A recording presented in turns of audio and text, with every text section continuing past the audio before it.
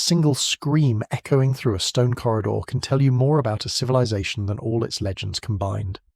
In 312 BCE, deep inside the incense-drenched sanctuaries of the ancient Near East, an empire's most guarded secret unfolded in shadows, a truth that gives terrifying meaning to the title. What temple priests did to captive dancers will shock you. The night was thick with smoke from cedar torches, the floor slick with spilled oil, and the walls alive with chants that hid what no ritual scroll would ever dare record. Here, in the so-called Houses of the Divine, where worshippers believed gods walked among men, the most vulnerable women, foreign captives, abducted villagers, enslaved performers, were marched into a world with no escape, their lives rewritten by men who wielded religion like a weapon. To understand how an empire justified this brutality, one must step into those echoing halls where fear was law, ritual was theatre, and a dancer's body was currency. It began with the capture, always sudden, always violent. Caravans returning from border raids brought chained lines of young dancers from Crete, Nubia, Judea, and the Levant. Their wrists bled beneath bronze cuffs, their anklets stamped with the crest of whatever temple claimed them. Did you know that some temples documented these captives in secret ledgers, with the same meticulous care used for their gold offerings? Each entry listed age, origin, skill set, and ritual compatibility, a chilling euphemism that determined whether a woman would perform, be punished, or be sacrificed to spectacle. Families followed behind the caravans, screaming for daughters who could no longer hear them. Mothers clawed dust into their hair. Fathers offered everything they owned, goats, grain, even land, but temple guards sold their pleas to the sand. Inside the sanctuaries, the transformation began instantly. Priests confiscated the dancers' clothing, identity tokens, and names. A girl once called Amara or Nalia would now answer to offering, vessel, or songbird, labels chosen to erase individuality and forge obedience. In one haunting account etched into a broken storage tablet, a scribe described a dancer weeping without sound as her hair was cut before the idol, a symbolic death that made her a possession of the temple. The smell of burnt resin filled the air as priests recited hymns, their voices measured and calm, the calm of men who believed the gods blessed what they were about to do. The training chambers were worse. Captive dancers spent hours practicing ritual steps on cold limestone floors until their knees split and their lungs burned. Priests enforced the choreography with reed rods, striking backs, arms, legs, whichever part of the body failed to move with perfect precision. Pain is purification, they told the captives. Your suffering pleases the heavens. But the heavens were silent. The only sound was the slap of hardened reeds and the soft thud of collapsing bodies. A did-you-know fact few historians mention. In some cultic traditions, dancers had to rehearse blindfolded so their movements conveyed pure submission, rendering them defenseless during ceremonies that blurred the line between sacred and sadistic. Some dancers were assigned to night vigils, a gentle phrase hiding a brutal truth. Priests would wake groups of captives at unpredictable hours, forcing them to dance before statues while the rest of the temple slept. These vigils served two purposes: spiritual spectacle and psychological conditioning. Deprived of sleep, food, and predictability, many dancers lost the ability to distinguish night from day. One surviving inscription reports a girl who spoke to the walls, believing them to be ancestors. Another describes a dancer who forgot her own language, speaking only the ceremonial phrases she'd been forced to repeat. But the darkest ritual of all unfolded during the anointing ceremonies. These events were cloaked in secrecy, forbidden to ordinary worshippers. When the massive bronze doors closed, the air changed. Thicker, hotter, oppressive. The captives stood in lines, trembling, their thin linen garments damp with sweat. Priests circled them, marking their faces with red ochre and murmuring invocations. The ochre was not decoration. It symbolized ownership, the same pigment used to mark sacrificial animals. It meant the dancer existed only for the ritual, not for herself. Then came the most horrifying part, the part whispered in ancient sources but never admitted openly. Some rites of devotion required dancers to perform movements designed to humiliate them, forcing them into poses meant to mimic subjugation before both gods and priests. When a dancer faltered, punishment came swiftly. Some were dragged by their hair across the floor, others were locked for hours in darkness, listening to recorded chants meant to break their will. A temple fragment recounts a dancer begging a priest, "Let me die," only for him to reply, "You die when the god desires it, not before." The public performances were no safer. Thousands gathered outside the sanctuaries to witness what they believed were holy dances.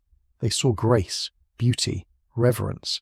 They never saw the bruises hidden beneath jewelry, the forced smiles, the shaking hands. As the drums thundered and incense swirled, priests orchestrated every moment. The dancers' movements were not expressions of faith.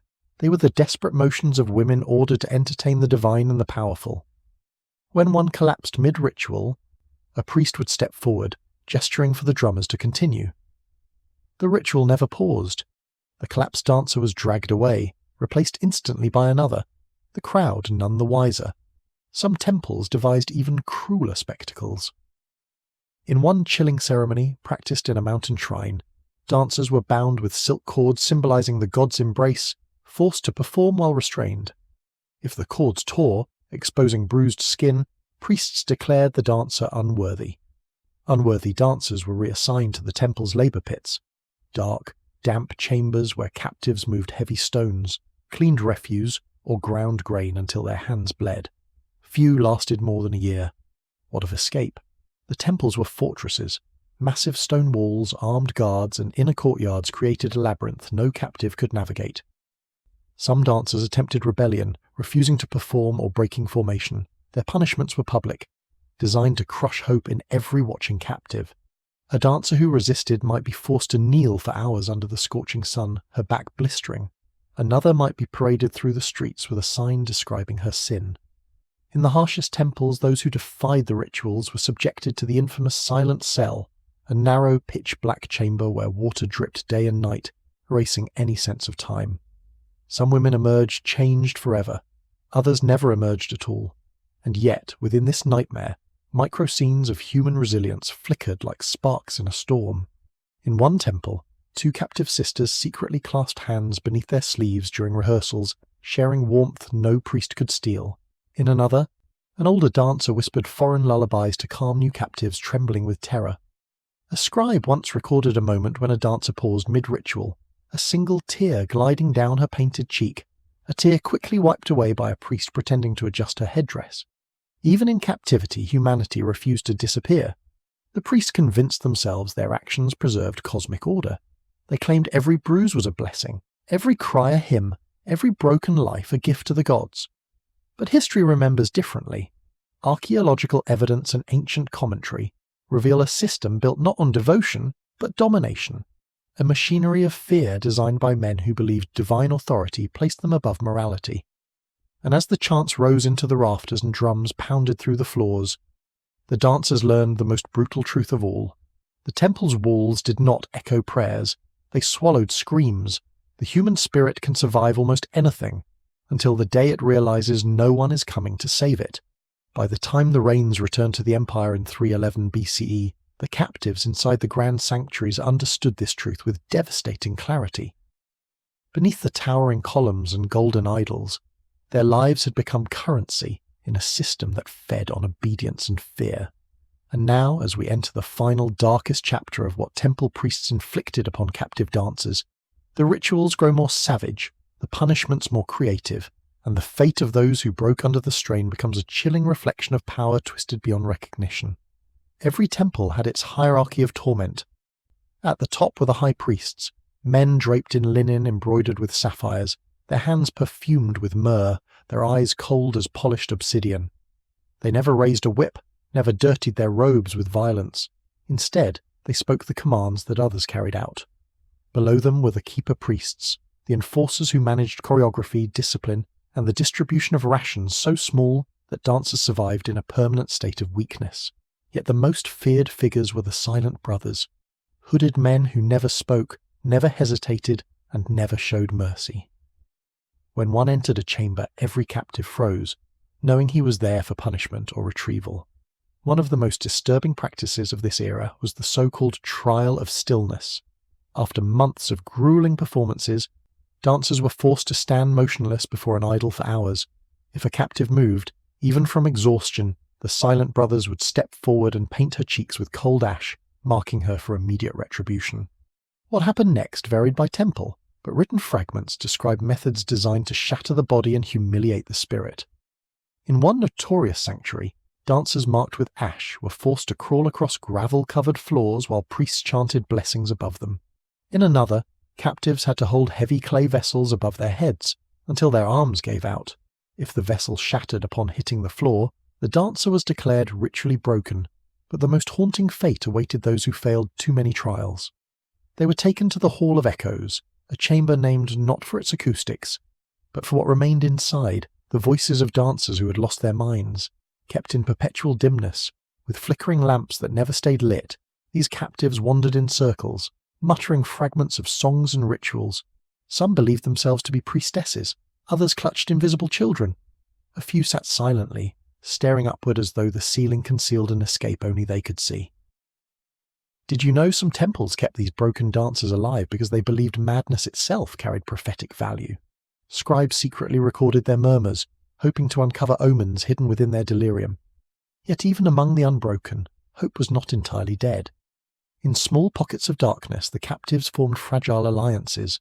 They shared tiny scraps of food, whispered forbidden memories of home, and exchanged silent gestures of solidarity during rituals. One dancer from the eastern mountains carved a small mark into the stone wall of her cell for every day she survived. Another taught younger captives how to breathe in rhythm to conserve strength during long ceremonies. These microacts of rebellion anchored their humanity in a world dedicated to erasing it. But hope in such places often drew punishment. When the priests discovered that dancers were communicating secretly during rehearsals, they introduced a terrifying new rule: the circle of separation. Captives were placed several feet apart in a circular chamber, unable to touch, speak, or even look directly at one another. They practiced their performances surrounded by guards who punished even the slightest glance of solidarity. In one chilling account, a dancer who reached out to steady a collapsing companion was dragged away mid-rehearsal. She never returned. Her anklet was later found hanging at the temple gate, a warning to the others. Some temples introduced twisted rituals disguised as tests of devotion. In the river shrine, dancers were forced to wade into freezing water and perform slow movements meant to represent the flow of the divine. Those who collapsed from cold were pulled out only to be thrust back in, the priests insisting that the river accepted only the worthy. In the sun court, dancers had to perform on burning hot stone tiles at noon, each step searing their feet. Priests watched from the shade, unmoved by the smell of scorched flesh. A surviving fragment from this temple reads, "The sun judges. The dancers obey." It is one of the most brutally honest lines ever preserved from that era. But the cruelest masterpiece of temple control was the Festival of Renewal, a grand annual spectacle where the priests showcased their divine performers before thousands of worshippers. For outsiders, it was a breathtaking religious ceremony. For the captives, it was a nightmare in daylight. Dancers were adorned in gold that cut into their skin, veils that limited their sight, and anklets so heavy they bruised with every step. Behind the scenes, silent brothers guarded the exits with spears. If a dancer stumbled during the procession, priests disguised the shove that followed as guidance. If she fainted, attendants hid her collapse behind swaying banners, ensuring the crowd never saw the truth. One year, according to a banned commentary preserved only in fragments, a dancer collapsed at the height of the ritual. She did not rise. The priest declared it a divine trance and carried her away. But witnesses in the lower chambers later reported seeing the same girl carried through a back corridor wrapped in funeral cloth. Her death, like her life, was swallowed by the temple's silence. Occasionally a captive managed to break the cycle, not through escape, which was nearly impossible, but through death or disappearance that forced the priests to cover their tracks.